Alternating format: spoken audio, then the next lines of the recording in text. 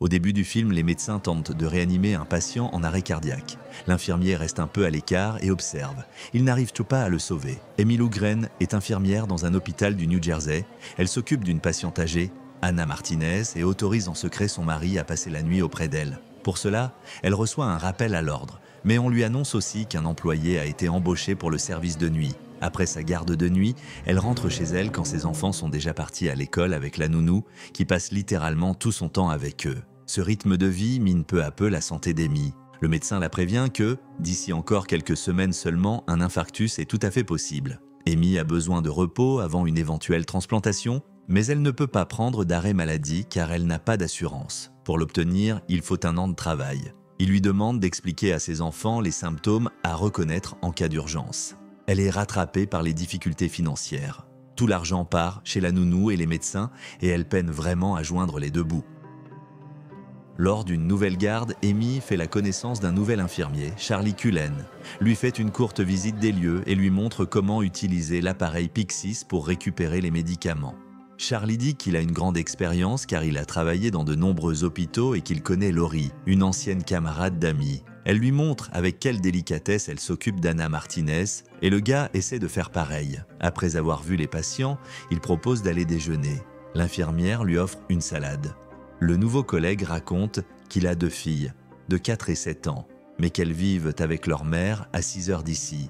En s'occupant d'un patient, Amy se sent mal et part souffler un peu, presque à bout de souffle. Charlie s'assoit près d'elle et l'aide à reprendre sa respiration.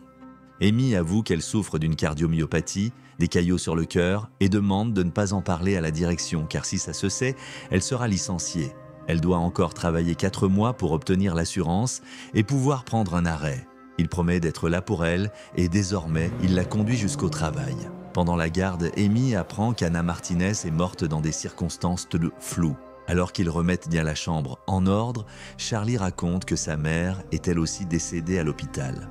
On a même égaré son corps parce que tout le monde s'en fichait. Le mari d'Anna demande à parler à Amy et elle le soutient pendant que Charlie termine la préparation du corps. 7 semaines plus tard, des détectives commencent à enquêter sur le décès. La cause reste inconnue. Lors d'une conférence réunissant médecins et enquêteurs, l'hypothèse d'une allergie aux antibiotiques est avancée.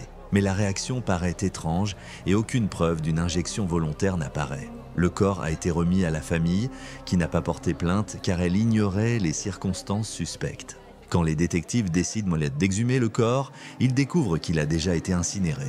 Le nouvel ami passe du temps avec la famille d'Amy et aide sa fille à apprendre son rôle. Les enquêteurs Danny et Tim étudièrent le dossier et remontent jusqu'à Charlie Cullen. Il avait eu un signalement à la police dans un hôpital de Pennsylvanie.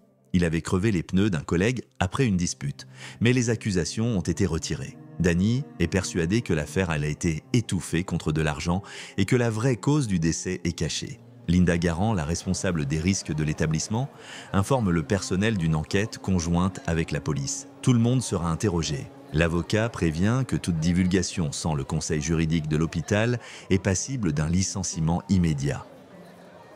Cela crispe les détectives. Selon eux, avec la présence de Linda, les employés auront peur de parler franchement. Et le procureur avalise cette position. Danny trouve étrange que l'enquête ait duré 7 semaines avant l'appel à la police. Amy est convoquée pour un interrogatoire. Dans le bureau se trouvent 2 détectives et Linda. Elle se souvient que la mort d'Anna a été subite, ce qui arrive rarement. Linda sort et Danny demande aussitôt à voir les analyses.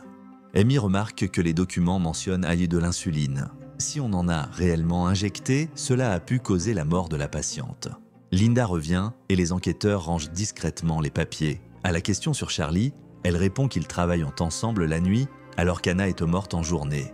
Les hommes exigent les pièces de l'enquête et Linda promet à contre-cœur de les transmettre demain. Plus tard, Amy sauve la vie d'un patient en aidant à une réanimation. Elle se sent de nouveau mal et s'isole dans la salle des médicaments. Charlie lui propose un comprimé pris dans le tiroir destiné aux patients.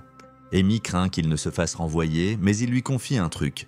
Si on appuie à temps sur annuler sur la machine Pyxis, le médicament sort quand même. Charlie la récupère encore chez le médecin et lui demande d'expliquer à Alex les signes d'un infarctus au cas où il ne serait pas là. Il lui rappelle qu'il ne reste plus que 2 mois et promet de rester à ses côtés. Ensemble, ils expliquent à sa fille ce qui arrive à sa mère et lui demandent d'appeler le SAMU au moindre signe étrange. Danny et Tim appellent l'hôpital où Cullen travaillait auparavant. L'avocat refuse de fournir des informations, en arguant de la confidentialité. Tim n'aime pas que dès qu'on prononce le nom de Charlie, tout le monde se taise. On leur envoie aussi les pièces de l'enquête, un dossier très mince, ce qui étonne fortement les détectives. Danny rencontre Linda Garant et l'interroge sur l'appareil Pyxis. Il demande les données de toutes les demandes de délivrance de médicaments, mais elle répond que l'information est supprimée chaque mois. Danny l'accuse de dissimuler des preuves, mais Linda se justifie en parlant de préparation de réunion. Alors qu'elle s'apprête à partir, elle l'entend exiger un retour sur place. Il comprend parfaitement qu'elle sait ce qui se passe. Bientôt, Amy fait la connaissance d'une nouvelle patiente, la blessée Kelly Anderson, de son mari Tom et de leur bébé Vanessa. Plus tard, au dîner, elle parle de la vie avec Charlie et à la maison, elle coiffe ses filles avant l'école. Danny découvre un autre produit suspect dans les analyses d'Anna Martinez, la digoxine. Le chef annonce que Linda s'est plainte de menaces et il est désormais interdit aux détectives de se présenter à l'hôpital. Tim s'indigne car ils enquêtent sur un meurtre.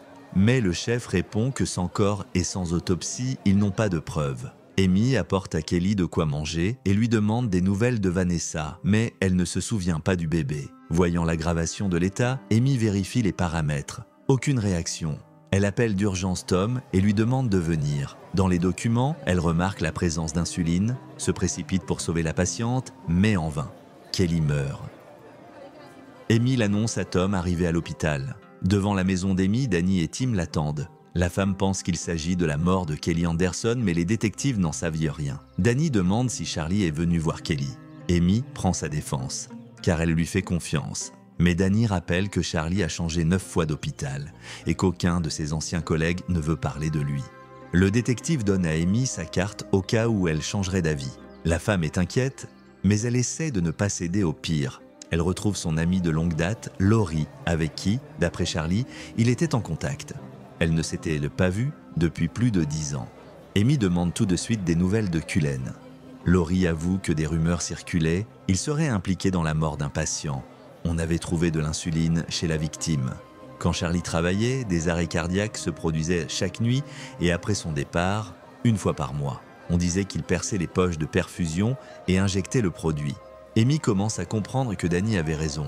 Elle file à l'hôpital malgré la douleur au cœur et remarque une perforation sur une des perfusions. Elle se sent plus mal, elle perd connaissance et se réveille en réanimation. Charlie est assis à côté d'elle, paniqué.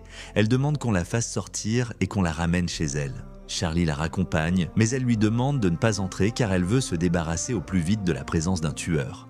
Le lendemain, Amy se rend à la police et raconte tout à Danny et Tim, mais demande de ne pas divulguer l'information, sinon elle sera renvoyée. Elle prévient que Charlie peut injecter non seulement de l'insuline, mais aussi n'importe quel liquide transparent. Danny lui montre un rapport Pyxis et Amy assure que le système conserve toutes les données depuis sa mise en service. Elle propose d'imprimer les relevés au nom de Charlie pour vérifier s'il a pris de l'insuline le jour de la mort d'Anna. Mais Tim rappelle que le corps a été incinéré et qu'il faut d'autres preuves. Alors Amy demande à Tom d'autoriser l'autopsie du corps de Kelly et il accepte. La femme remarque la façon dont Charlie pose les perfusions et, après son départ, elle change le sac. Ensuite, elle imprime les rapports de délivrance des médicaments et les remet à la police. Les résultats de l'autopsie de Kelly confirment ceci. L'organisme contenait de la digoxine et de l'insuline. Cependant, le chef souligne que le rapport Pyxis comporte une mention d'annulation. Amy explique que c'est une faille du système. Si l'on appuie à temps sur « Annuler », le tiroir s'ouvre, mais le logiciel considère que le médicament n'a pas été délivré. Les détectives se retrouvent de nouveau sans preuve. La femme est sûre que Linda Garant sait tout, elle-même a été infirmière. Plus tard, Linda, avec l'avocat de l'hôpital, licencie Charlie à cause d'incohérences dans les papiers sur ses anciens emplois. À la surprise générale, il signe calmement les documents. Les policiers apprennent ce licenciement. Danny dit que les crimes de Cullen ne s'arrêteront pas car il se fera simplement embaucher ailleurs. Amy rentre chez elle, un bon dîner l'attend, et elle découvre Charlie assis avec ses filles à la place de la nounou. L'humeur retombe, elle envoie les enfants dans leur chambre. Charlie pense qu'Amy est en colère à cause de son renvoi et se plaint de son ex-femme qui ne le laisse pas voir les enfants et l'accuse d'avoir maltraité le chien. Il propose d'aider avec les filles pendant son opération. Amy suggère doucement qu'elle veut passer du temps seule avec ses enfants. Charlie s'en va en assurant que tout ira bien. Amy appelle Charlie depuis le commissariat. La conversation est sur écoute. Elle fait semblant de s'ennuyer et dit qu'elle est triste de ne plus l'avoir à ses côtés au travail. Elle lui propose de se voir samedi pour déjeuner. Les détectives se préparent à le pousser à l'aveu. Au café, la femme sent son pouce accélérer sous l'effet du stress. Charlie annonce que le soir même, il prend son service dans un nouvel hôpital, Emsworth. Elle dit que des rumeurs courent à son sujet, mais il se tait, changeant de sujet vers les enfants et expliquant qu'il peut désormais les voir, tandis qu'Amy insiste pour parler de son travail à Parkfield. Charlie s'en va en promettant d'appeler.